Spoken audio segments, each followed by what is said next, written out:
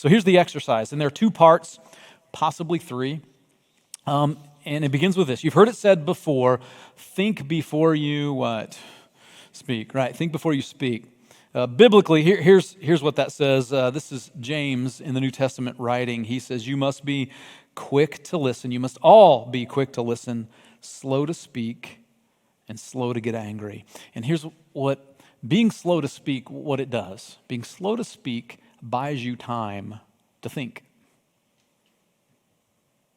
Being slow to speak buys you time to think. So stop and think about what you're feeling before you speak. And the goal is to identify exactly what it is you're feeling. Now, men and women both struggle with this, but men have the reputation for not being able to name their feelings, right? I don't know, this may not apply to everybody, but sometimes men have two emotions, negative emotions that they can name. What are you feeling right now? I feel frustrated. Okay, what else? Anything else in there? No, they're just frustrated. There's got to be more in there. Well, maybe I'm a little angry too, frustrated and angry. Guys, we've got to expand our emotional vocabulary, right? And some women do too. They need to expand their emotional vocabulary. So men and women, let's take a minute and do that. Because here are some other emotions that you might have that you need to name, because vagueness doesn't cut it. Vagueness doesn't work. You and your spouse have a bump.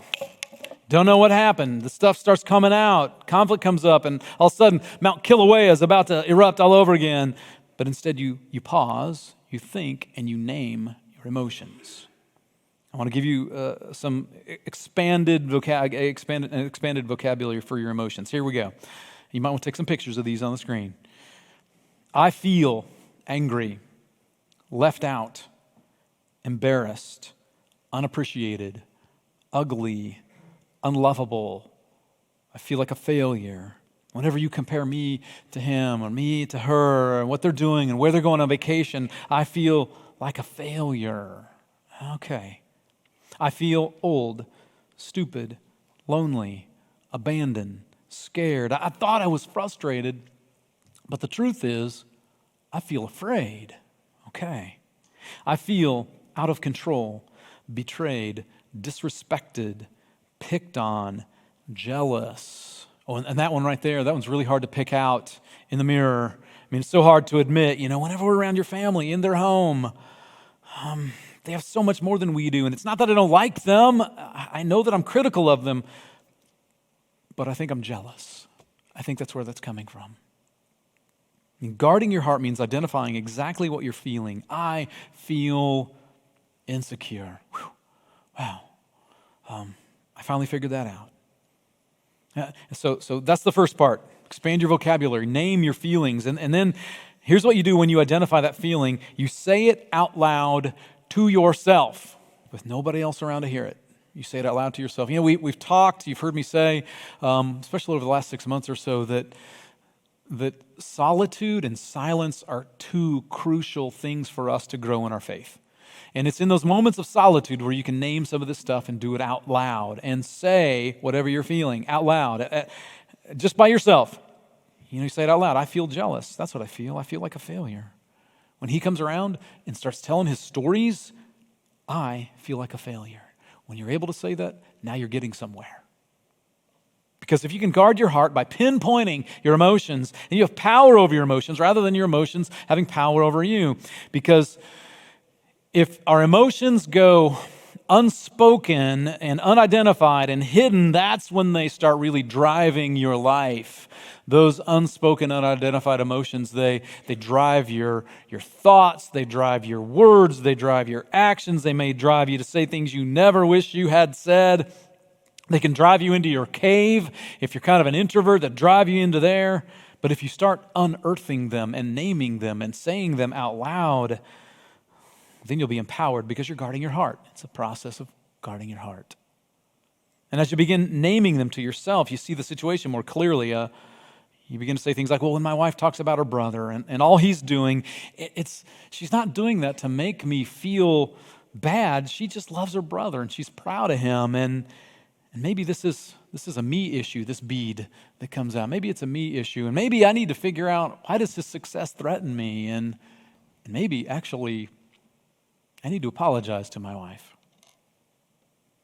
Here's what you find. Much of what you feel is stuff that you brought with you into the relationship and has nothing to do with your husband or your wife or your boyfriend or your girlfriend or a fiance. Their words or actions just brought something out of you that was already in there. And there is huge freedom when you begin to discern between what they said and what you feel. Because what they said and what you feel are two different things. So you name it.